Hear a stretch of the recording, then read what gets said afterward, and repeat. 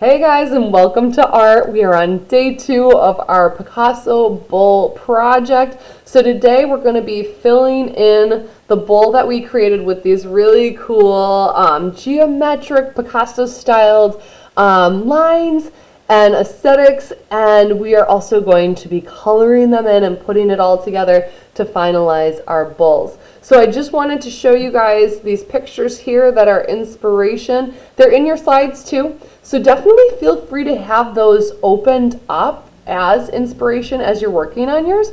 I'm going to show you how I'm choosing to draw mine, but you can kind of mix and match and throw in your own ideas. Remember, I'm here to just help give ideas and help instruct, but you guys are the artists, so feel free to take it in your own direction and add your own creativity and uniqueness to it.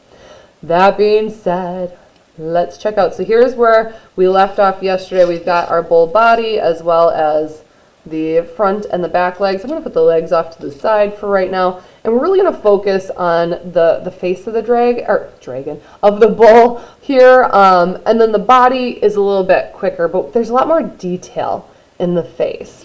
So we're going to focus on that first. Once again, I'm going to show you guys how I'm making mine, but you guys can make yours differently as well. Also, if I seem to be going a little bit fast in the video, faster than you're going, and you want to be kind of following along, you can also feel free to pause the recording at any time or go back if you need to. So those are always options. All right, so I'm going to start with the nose, the snout of my bowl first, and I'm going to choose to make it almost look like the letter B by the time we have it done. So I'm going to go kind of one bump here and another bump there. One thing we're going to notice with Picasso, not super concerned with symmetry, not super concerned about realism, much more abstract looking. So you can see that I've got one bump bigger than the other bump, and we like that. That's good. That's Picasso style, baby. All right, I'm going to also draw a line down here on the snout, and I am going to divide it down here as well. Once again, make your snout look the way you want it to. Doesn't have to look like mine. I'm also going to give my bowl some nostrils. I'm going to have a nice big nostril on this side and a teeny tiny one on that side. So here's how it's looking so far. Okay. Next thing, I'm going to divide the ears from the head because that's going to help when I create the bridge of the nose or the snout, so I know where to stop that line. So for me, I'm just going to kind of make it look something like that. Kind of come on in and pop on out. That way I know where to stop it. Now I'm going to bring one side, the line on up, and I'm going to go all the way almost up to the horns, and then I'm going to pull it on over to where that ear ended. I'm going to do the same thing on the other side. And up, up, up, up, up. And bringing it on over. Oh, another thing I could mention to you guys, you could be doing this in pencil. I know I usually mention this, that I always do it in Sharpie so it's easier to see on the camera. But if you want to be doing this in pencil so that you can erase and tweak it a little bit, feel free to do that. I just want to make sure you guys can see it. So that's why I always do it in Sharpie on the camera. All right, next I'm going to divide out the bull's horns from the face. So I'm just going to kind of make this line over here. Maybe I add on this side, maybe it looks kind of like a horn within a horn. Maybe on this side I want it to have some stripies that I can color in. We're going to be coloring these in with so many bold, beautiful colors with our oil pastels. They are going to be so fantastic. So I'm just making some lines over here, going along with the curve of the bull's horn. There we go. All right, next up is eyes. Picasso. Sometimes you'll see something looking straight forward, and there's only one eye, and the nose is like off to the side, and like things look kind of crazy and abstract. So we're going to run with that. In your art packets, you should have gotten a printout that has like some different ideas. Now, those are going to be more for when we get to the portrait, like the human face, but definitely take inspiration from that as well as our our images of the bulls in the example slides too. But the eyes don't have to match. In fact, there could only be one eye maybe, depending on how you're doing this.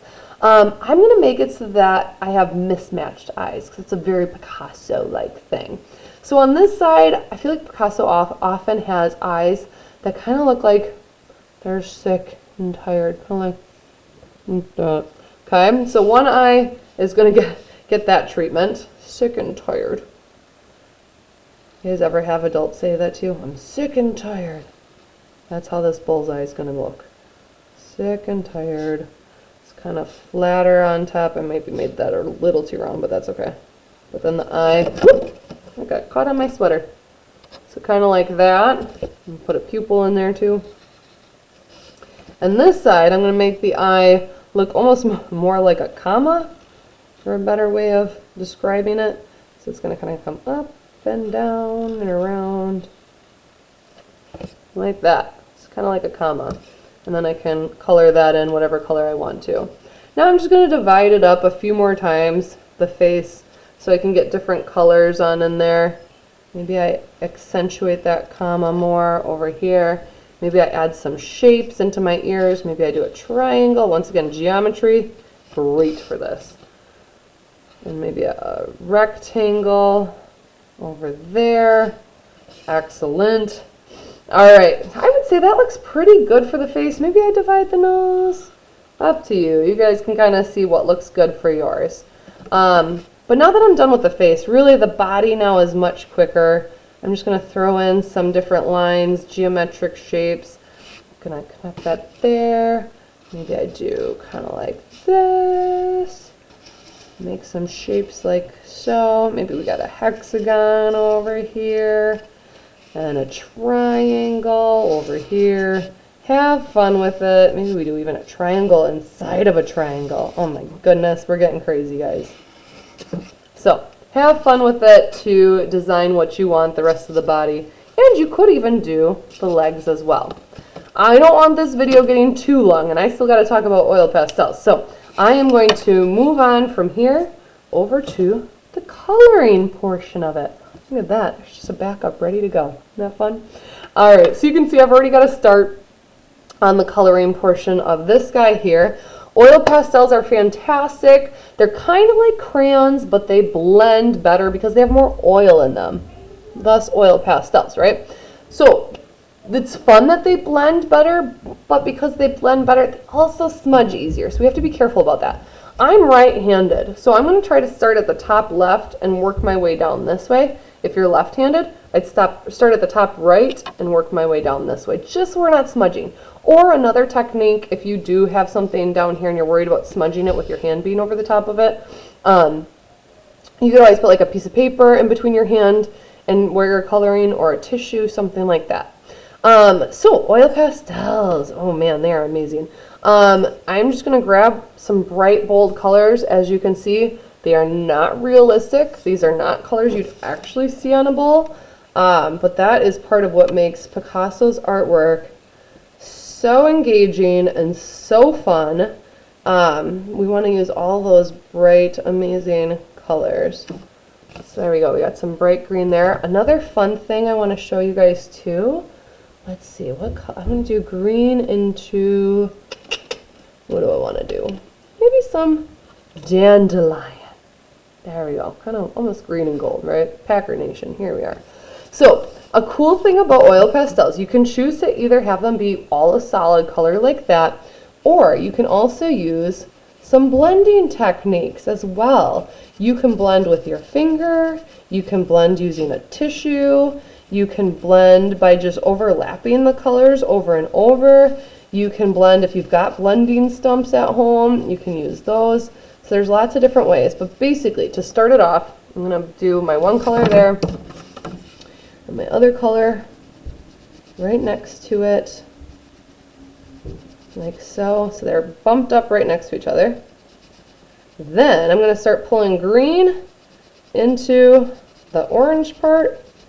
And look at how nicely they just like go right over the top of each other and blend so nicely. Oops, there's a little bit of red still on my orange there. But I'm just going to keep on overlapping them. I like to use the overlapping technique, but once again, you can use finger, tissue, blending stumps, all kinds of fun techniques to get them to blend together. Looks pretty cool, right? I'd go over that a few more times. But that is an option if you want to play around with that with your oil pastels and try some techniques with blending together. Anyway, you guys don't need to watch me color this whole thing because you're going to be busy coloring them yourselves. Once you are done, once you've got it all colored in, the legs, the body, and head, you can then put your bowl together by attaching the legs to the body. And boy, oh boy, do you have an amazing art project to show off. Make sure you're throwing that into the Hall of Fame so you can share it with your classmates and other members of RVA, because we all love seeing what amazing things you guys are creating. And see you next time.